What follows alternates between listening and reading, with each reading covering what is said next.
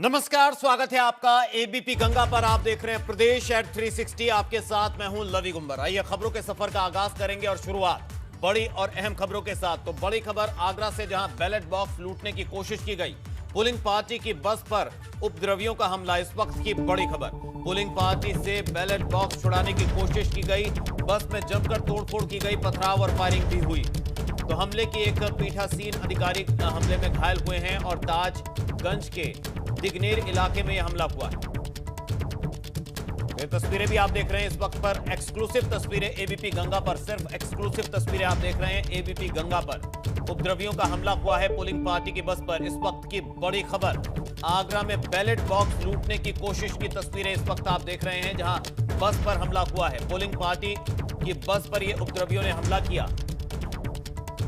Polling party से ballot box छुड़ाने की कोशिश की गई, बस में जमकर तोड़फोड़ और पथराव किया गया, फायरिंग भी हुई। हमले में एक पीठासीन अधिकारी गंभीर रूप से घायल। ताजगंज के दिगनेर इलाके में यह हमला हुआ। तो आगरा में पंचायत चुनाव के दौरान बवाल हुआ। चंदसोरा गांव में उपद्रवियों ने मतपेटी लूट ली। तोड़फोड़ का वीडियो भी अब वायरल हो गया है। इस वक्त की बड़ी खबर।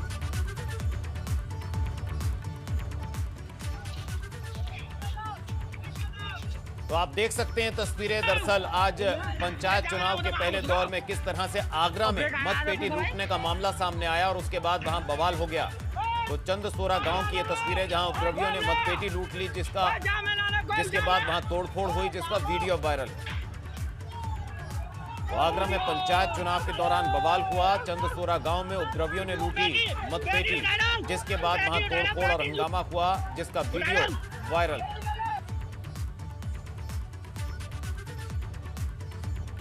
एक बार फिर देखिए तस्वीरें। तो आज पंचायत चुनाव के पहले दौर का मतदान आगरा में चंदसोरा गांव की तस्वीरें आप देख रहे हैं, जहां उपद्रवियों ने मतपेटी लूट ली, जिसके बाद वहां हंगामा हुआ, उसकी तस्वीरें सामने आई।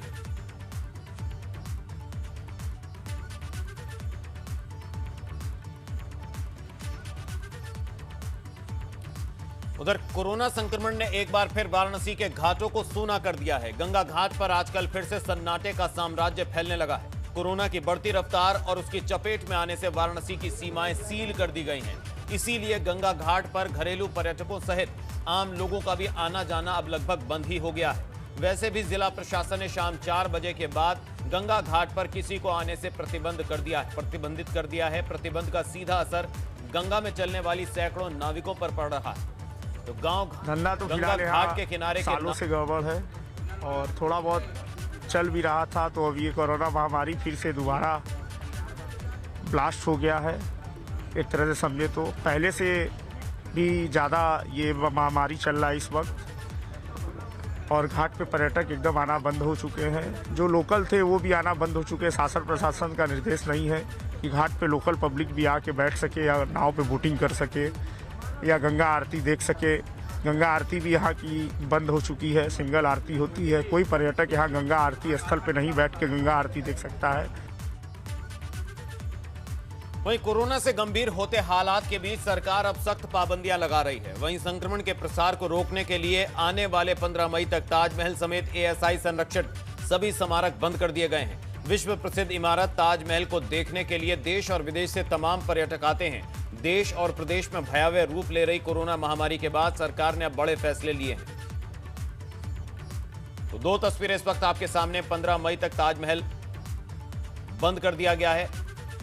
तो अब ताज के दीदार के लिए 15 मई तक इंतजार करना होगा और उसके बाद भी शायद इसे आगे बढ़ाया जा सकता है। वहीं वाराणसी के गंगा घाट और तट देख सकते हैं आप, जो सूने पड़े हैं। उधर नोएडा के सेक्टर 18 में पुलिस के आला अधिकारियों ने लोगों को नाइट कर्फ्यू के बारे में जागरूक किया है। पुलिस द्वारा नाइट कर्फ्यू के बारे में लोगों को लाउड स्पीकर से जागरूक किया जा रहा है। रात 8 बजे से सुबह 7 बजे तक रहेगा नाइट कर्फ्यू। 8 बजे से सुबह। तो एडीसीपी रणविजय सिंह ने लोगों को इसकी जानकारी दी। साथ ही लोगों को हिदायत देते हुए नाइट कर्फ्यू का पालन नहीं करने पर सख्त कार्रवाई की चेतावनी भी दी। समय से बंद करके अपने घरों को चले जाएं। कर्फ्यू के दौरान कोई भी व्यक्ति अनावश्यक रूप से नोएडा के सेक्टर 18 अट्टा मार्केट है ये, जहां पर काफी चहल पहल रहती है। कानूनी कार्रवाई की जाएगी। तो इसी को देखते हुए नाइट कर्फ्यू का पालन करने के लिए ऐलान किया जा रहा है।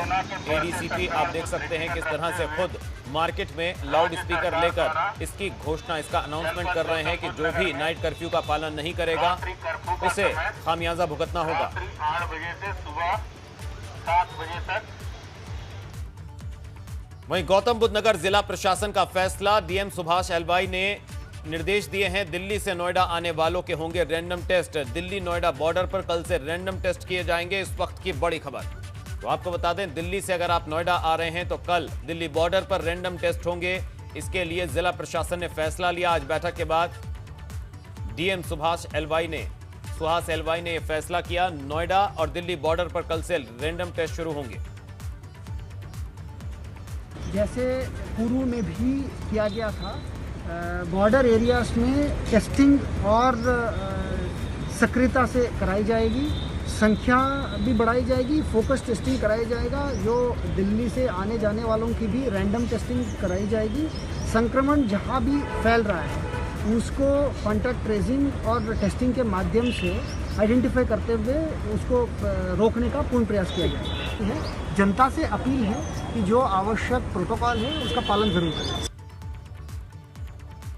वहीं मुख्यमंत्री योगी आदित्यनाथ ने जिलों में कोरोना संक्रमितों को अस्पताल में भर्ती करने में हीला हवाली करने पर गंभीरता से लिया है। उन्होंने निर्देश दिए हैं कि डीएम और सीएमओ स्तर से भेजे जा रहे कोरोना संक्रमितों को अस्पताल में भर्ती करने में लापरवाही करने वालों के खिलाफ नियमानुसार महामारी एक्ट के तहत मुकदमा दर्ज कर सख्त कार्रवाई की जाए।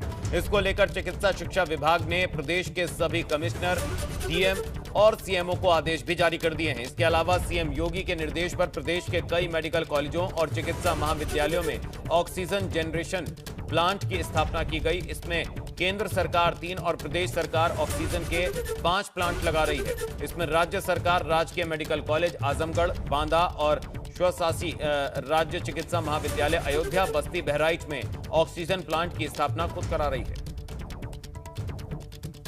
लखनऊ में कोरोना के बढ़ते मरीजों की संख्या को देखते हुए केजीएमयू को पूरी तरह से कोविड अस्पताल बनाया गया है। केजीएमयू में पहले से भर्ती नॉन कोविड मरीजों को अन्य अस्पतालों में शिफ्ट किया जाएगा, यह निर्णय ले लिया गया है। और केस ज्यादा बढ़ रहे हैं, इसीलिए हमें ज्यादा बेड भी चाहिए। कैंसर हॉस्पिटल में 100 बेड की व्यवस्था कर दी गई।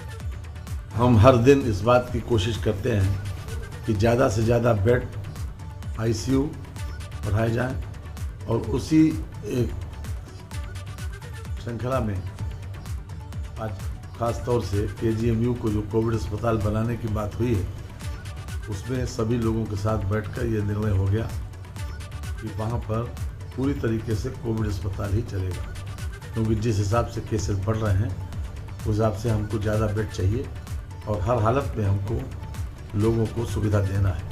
आज हम कैंसर इंस्टीट्यूट भी गए थे, वहाँ भी 100 बेड की तैयारी चल रही है। ऑक्सीजन की पाइपलाइन बिछाने के लिए कह दिया, वहाँ जो बेसिक कम्युनिटीज़ थी उसको पूरी करने के लिए बता दिया गया। और चाहे PS मिश्रा हो, चाहे इंटीग्रल हो, चाहे एरा हो, जो निजी मेडिकल कॉलेजेस हैं ये भी पूरी तरीके से सहयोग कर रहे हैं और इनके वहाँ भी 350 से 400 बेड एरा में, 200 से 320 बेड इंटीग्रल में और लगभग 250 बेड जो हैं वो TS मिश्रा में, ये अभी तक हमको मिल चुके हैं। और इसके अलावा हिंद है, मेयो है, ये भी हमारा सहयोग कर रहे हैं। सभी लोग इसमें हमारा सहयोग कर रहे हैं और हमारी कोशिश ये है कि कोई भी मरीज़ जो कोरोना पॉजिटिव हो उसको जिस लेवल के अस्पताल में जाना हो इलाज के लिए उसमें जा सके। इसी दिशा में लगातार कार्रवाई चल रही है। कोरोना वायरस की दूसरी लहर से संक्रमित होने के बाद भी मुख्यमंत्री योगी आदित्यनाथ को प्रदेश के लोगों के जीवन तथा उनकी जीविका की चिंता है। पॉजिटिव होने के बाद भी गुरुवार को सीएम योगी आदित्यनाथ ने प्रदेश के हालात और व्यवस्था की वीडियो कॉन्फ्रेंसिंग से समीक्षा की। इसके बाद उत्तर प्रदेश लौट रहे प्रवासियों के लिए नया कोविड प्रोटोकॉल जारी किया गया है। वीडियो कॉन्फ्रेंसिंग से मुख्यमंत्री योगी आदित्यनाथ के समीक्षा के दौरान प्रदेश के स्वास्थ्य मंत्री के साथ ही कोरोना मैनेजमेंट की टीम 11 के सभी सदस्य जुड़े थे। दर्जनों ब्यूरोक्रेट्स भी इस दौरान समीक्षा बैठक के निर्देश को सुन रहे थे। प्रदेश सरकार ने उत्तर प्रदेश में लौट रहे प्रवासी कामगारों के लिए प्रोटोकॉल जारी किया है। इनकी अब हर जिले में होगी स्क्रीनिंग। किसी भी अगर कोरोना वायरस संक्रमण का लक्षण किसी में भी नहीं मिलता है तब भी उसको कम से कम 7 दिन होम क्वारंटीन में रहना होगा। लखनऊ में सिर्फ लापरवाही नहीं, शर्मनाक करतूत भी हो रही है। बैकुंठ धाम में चिताओं का वीडियो वायरल होने के बाद अब मौत का आंकड़ा छिपाने का खेल शुरू हुआ है, जिसके लिए नगर निगम बैकुंठ धाम की सड़क को चारों ओर से कवर किया जा रहा है ताकि बाहर से कोई अंतिम संस्कार नहीं देख पाए।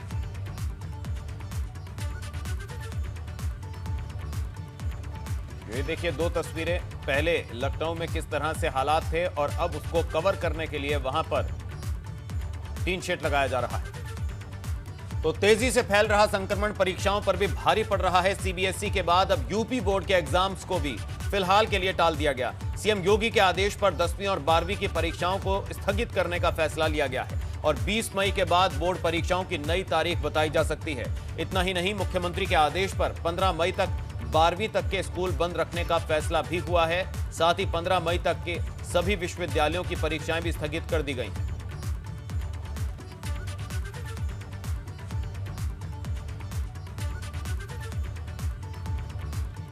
कोरोना संक्रमित होने के बावजूद माननीय मुख्यमंत्री जी अपने अधिकारियों के साथ में, जनप्रतिनिधियों के साथ में आज पूरी तरीके से उन्होंने पूरे प्रदेश में विभिन्न प्रकार के दिशा निर्देश निर्गत किए हैं और आज हमने उनसे आग्रह किया था कि हमारी जो हाई स्कूल इंटरमीडिएट की परीक्षाएं हैं, बढ़ते हुए कोरोना के संक्रमण को देखते हुए 20 मई तक हमारी परीक्षाएं स्थगित कर दी जाएं, जिसको उन्होंने स्वीकार किया है। अब हाई स्कूल और इंटरमीडिएट की परीक्षाएं 20 मई तक उत्तर प्रदेश में स्थगित की जाती हैं। 56 लाख के आसपास विद्यार्थी इसमें बैठने वाले थे और 8 मई से ये परीक्षाएं प्रारंभ होने वाली थी। प्रथम सप्ताह में मई के हम लोग बैठेंगे और बैठ के निर्णय करेंगे कि परीक्षा को हमको कराना है या हमें अन्य विकल्पों पर विचार करना है। इसका निर्णय मई के प्रथम सप्ताह में हम लोग अपने अधिकारियों के साथ में और माननीय मुख्यमंत्री जी के साथ में बैठकर इसका निर्णय करेंगे। इसी तरीके से 15 मई तक विश्वविद्यालय और महाविद्यालयों की जो परीक्षाएं हैं उनको स्थगित किया गया है।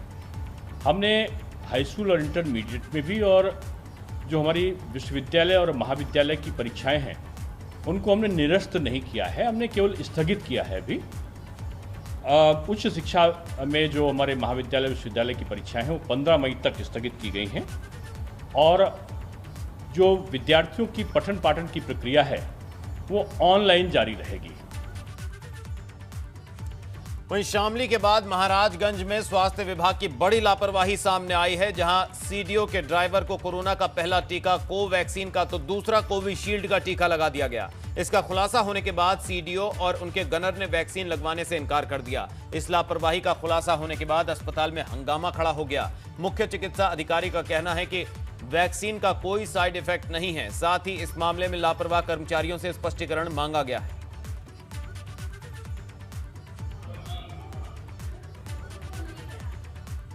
वैक्सीनेशन के दौरान लापरवाही का यह कोई पहला मामला नहीं है। इससे पहले भी शामली में भी कोरोना वैक्सीन के नाम पर 3 बुजुर्ग महिलाओं को एंटी रेबीज का टीका लगाया गया था।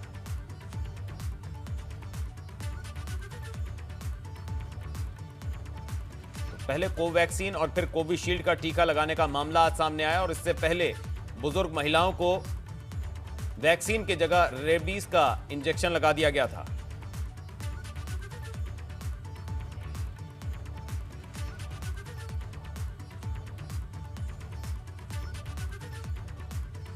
पहला मामला महाराजगंज के आज सामने आया, जहां सीडीओ के गनर को 2 अलग अलग वैक्सीन लगाई गई। पहली डोज। चलिए खबरों में बढ़ते हैं आगे। खबर एटा से, जहां शादियों वाले घर में सारी खुशियां काफूर हो गई। मामला फतेहपुर माफी गांव में बारात की तैयारी कर रहे दूल्हे के संक्रमित निकलने से हड़कंप मच गया, जिसके बाद अब दूल्हे के घर पर पुलिस और स्वास्थ्य विभाग ने डेरा डाल दिया है। दरअसल दूल्हे पवन कुमार की कासगंज की बेबी राजपूत से शादी है, लेकिन अब दूल्हा जिद पर अड़ा है कि उसकी शादी हो जाए। इसके लिए दूल्हे ने प्रशासन से कोविड प्रोटोकॉल के तहत शादी करने की अनुमति मांगी है।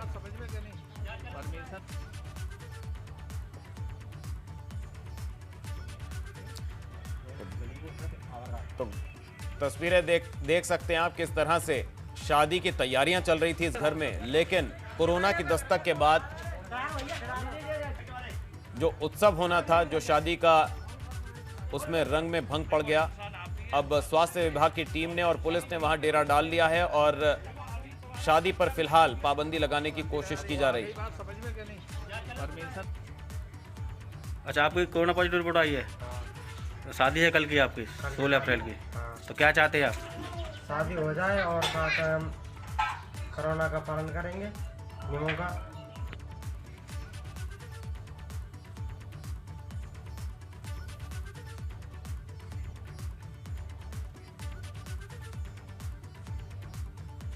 और इसी के साथ बुलेटिन में फिलहाल वक्त एक ब्रेक का है। ब्रेक के उस पार भी खबरों का सिलसिला जारी है। आप रहिए एबीपी गंगा के साथ। एबीपी गंगा, खबर आपकी, जुबान आपकी।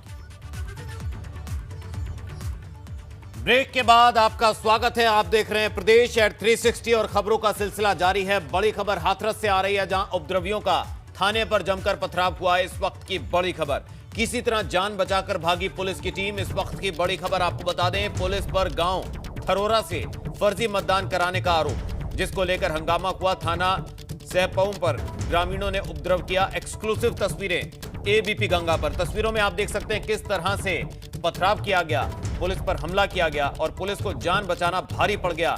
जान बचाकर मौके से भाग निकली पुलिस टीम। उपद्रवियों ने थाने पर जमकर पथराव किया, जिसकी तस्वीरें आप देख रहे हैं एबीपी गंगा पर। हाथरस से ये तस्वीरें सामने आई। वहीं सल्ट विधानसभा के लिए 17 अप्रैल को मतदान होना है, जबकि 2 मई को वोटों की गिनती होगी।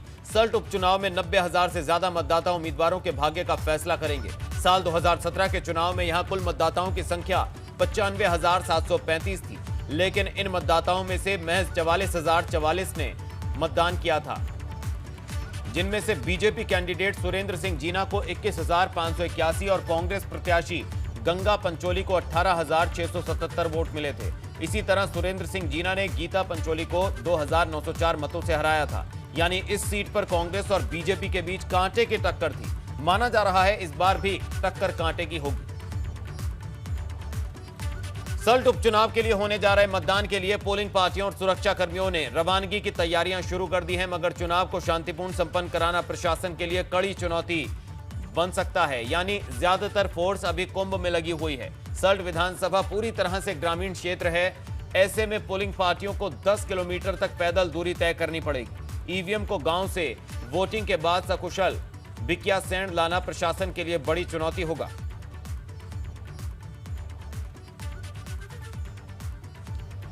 वहीं पेयजल मंत्री बिशन सिंह चुफाल खटीमा पहुंचे और इस दौरान बिशन सिंह चुफाल ने शहीद स्मारक पहुंचकर शहीदों को श्रद्धांजलि दी।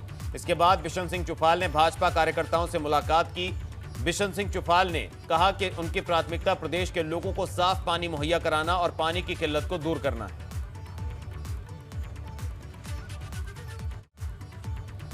और फिलहाल इस बुलेटिन में बस इतना ही। एबीपी गंगा पर खबरें लगातार जारी हैं, लेकिन एक अपील जाते जाते आपसे, हाथ धोते रहें, घर से बाहर निकलने से परहेज करें और मास्क सैनिटाइजर का इस्तेमाल जरूर करें। दीजिए इजाजत, नमस्कार।